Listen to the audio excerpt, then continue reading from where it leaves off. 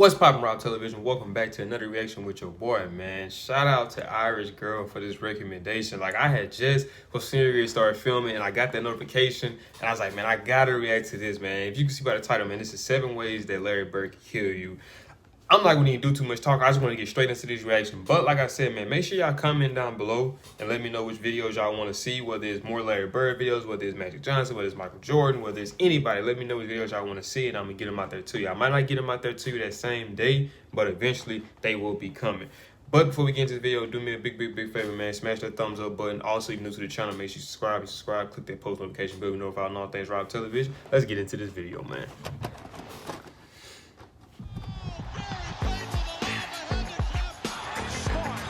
Hey guys, this is Dominique Wilkins. Hey, this is Sean Kemp. This is Gary Payton. Hey, this is Pau Gasol. NBA fan, what's up? This is Vince Carter here. Hey, what's up? This is Matt Barnes. If you're an old school NBA fan like I am, make sure you check out the Basketball Time Machine with my man Sean David. Shout out to Sean David. Good day, everyone. How's it going? Welcome back to the Basketball Time Machine. I'm Sean David. Thanks for tuning in. I hope you're ready for some old school NBA basketball. Now, I gotta admit, I kind of committed a serious crime in basketball terms. I didn't cover Larry Bird for almost 4 years. No, not 4 years. 4 months, which is kind of crazy since he's one of my favorite players of all time. So in this video, I want to show you guys 7 ways how Larry Bird literally could kill any other NBA player, how he would dominate today's NBA. But before we get into that, I want to give a quick... And see, I'm not going to do too much pausing. But I'm really curious to see his explanation because I was having a difference of opinion with someone, I want to say a day ago, that was saying Bird couldn't. So I'm glad that he's going to pull up these facts that way. Matter of fact, I'm not going to even tell him. I'm just going to tell him, go watch my reaction video, man. That's all I'm going to say. Watch the reaction. I want to give a quick shout out to the Patreons of this episode. Thanks a lot, you guys, for supporting the show. As always, it's really appreciated. And I would say, enough said, let's dive right into today's episode. Let's do it.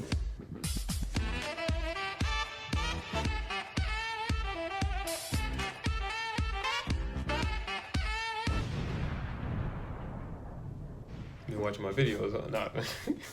All right, now how am I going to approach this list? Well, I narrowed it down to 7 different categories, or let's say 7 different moves that Larry Bird could use in order to destroy any player, even back in the days and even today in today's NBA. Let's get to it. Now, the first way that Larry Bird could beat any defender was his fallaway jump shot. This is pretty much comparable to Michael Jordan's fadeaway, but Larry would do it slightly different. Most of the times he was guarded pretty close and he would just shoot the ball right in the defender's face while falling back. The amazing thing though was that even though Larry Bird was not able to jump very high because of his height and his shooting technique, he never got rejected. And he would use this shot as his ultimate weapon. No matter how tall the defender was, this shot was practically unguardable, especially because Larry Bird took the shot from almost anywhere on the court. In the mid-1980s, he perfected this weapon, and this shot was a big reason why Larry Bird would always average more than 25 points per game in that period. And the next weapon of Larry Bird that I have on my list is the step back. In today's game, the step back is one of the most used offensive weapons in the NBA. Players like James Harden, Kyrie Irving would not exist if they did not use the step back. But in the 1980s, not many players used this move. Larry Bird was one of the first players that used the step back, and he even liked to combine it with a nice crossover, which often turned into an ankle breaker. That's 2. And next on my list, I have Larry Bird's passing ability. I knew it. Now, for everybody who comments and I talk to in the comments, like I've big up this plenty of times, and that's because I just love to see the beauty and the art of it. That's one of my favorite aspects of Bird's game. What's his passing ability, his court vision, like, bro, like it could be somebody he wouldn't even, like, he had eyes in the back, front, and on the side of his head. Like, he just would get a rebound and just throw it to somebody, and it's just like, how did you see them? Like, that's one of my favorite aspects of his game by far. Larry Bird had the fallaway Look at jumper and the Look at that. It gets even better because Larry Bird was probably the best passing power / small forward of all time. He not only would hands down, I believe so, but also see the smallest holes that you would have in your defense and then make the incredible pass. No other player passed the ball through the legs of his defenders as often as Larry Bird. Make no-look passes like Magic Johnson, behind the back passes like Magic Johnson, bounce passes like Magic Johnson. I mean, this man was unbelievable with his passing skills. And if you don't believe me, let's take a look. He understood how to get Kevin and Robert shots and Cedric Maxwell. And he also knew when any of these individuals were not getting enough shots in the game or were not involved in the offense. And he'd make a concerted effort to get them involved. Draw so many defensive attention and you find yourself all alone in basketball, you can test the layup. Bird with the pass through the legs of Sigma. Oh! Lee Brown's got Worthy in a switch. Good look. Bird to Parrish. If you playing on Bird team, you got to be on point. You got to be A1. Because you just never know how the ball or when that ball is coming to you.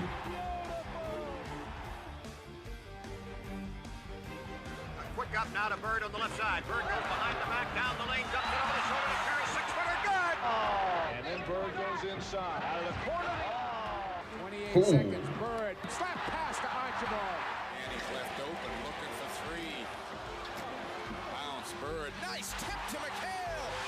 What a play. Look at that, man. What a touch pass by Larry Bird flying. And that alone would be one of the reasons why he would be relevant in today's league. That's not something you see anymore. Everybody want to be a scorer nowadays.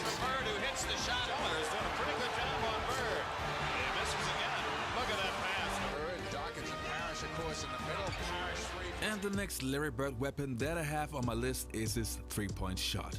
Larry Bird is one of the best shooters of all time. He would get a three anytime he wanted. If it was a straight three-pointer, a fallaway three-pointer, an in-your-face three-pointer, he would get anything. And yes, you probably knew that. Now let me tell you something that you might not know.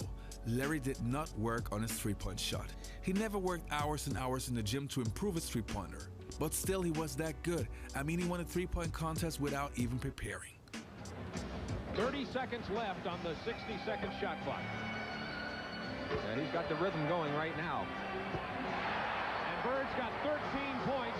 By the way, if you're new to my channel, I reacted to that video as well, so make sure you go check that out. But he's able to get a lot of shots out of him very fast. That's because of the groove he gets in that set shot. He doesn't waste a lot of effort.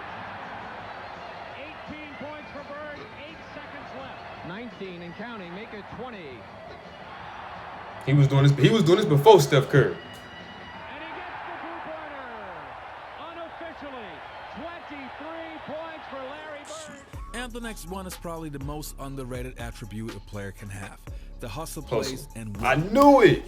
That is so underrated, for real, man. Sacrifice their body like Larry Bird did, hustling after every loose ball and giving his team second shot opportunities. This was infectious to his team. And if your best player is also the one who hustles the most, your team. Man, why can't you? And in terms of that's leadership, leadership. He's a throwback because he is diving for balls. 20 points up with 2 minutes to go. He goes down, Larry Bird dives for a loose ball and gets it to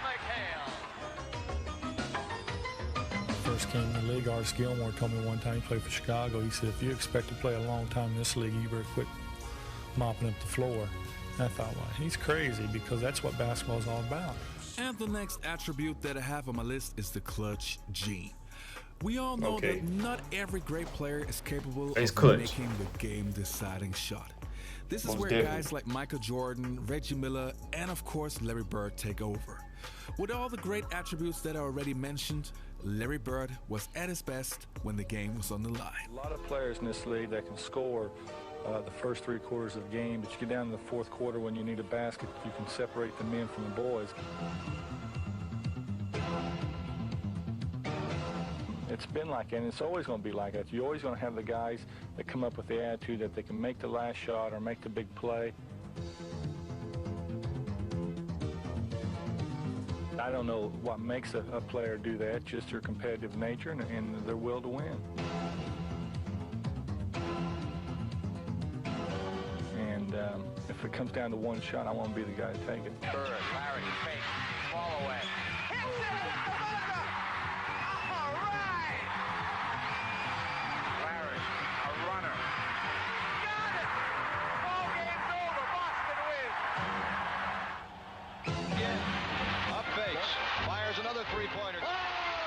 One of his nicknames should have been Clutch Bird. Larry Bird. We're tied with 6 seconds left. Timeout. Portland. Bird with 43 points.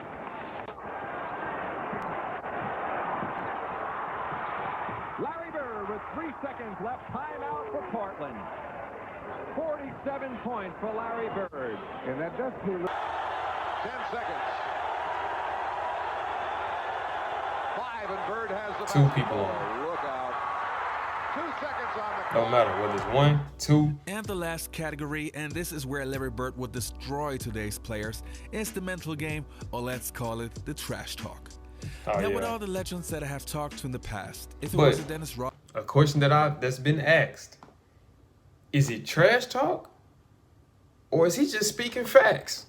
Was a Dennis Rodman, what y'all think about this? Or a Gary Payton, they all told me the same. Larry Bird is the best trash talker that they have ever faced. He was able to get in your head and always back it up. And this was Larry Bird's ultimate weapon. A lot of people don't know this. You probably know this, Dan, but Larry Bird was one of the biggest trash talkers in basketball. So we playing him in the last play. He says to James Worthy, he said, you guys don't have to worry about it. I'm going to go right over that corner. He said, they're going to set a screen for me. We're taking the ball out. He said, I'm going to curl right over. And he's telling us to play. He's telling us to play before they even take it out. He said, I'm going to go right over to that corner, and I'm going to catch it, and I'm going to shoot it, and I'm going to tie the game or win the game, whatever the case may be. They take the ball out, and I think it was either Danny or DJ, the late, great DJ. Yeah. Take the ball out, man curl right to the corner, caught the shot, shot a 3, game over. And won the game. It takes some big kahunas to do something like that, man.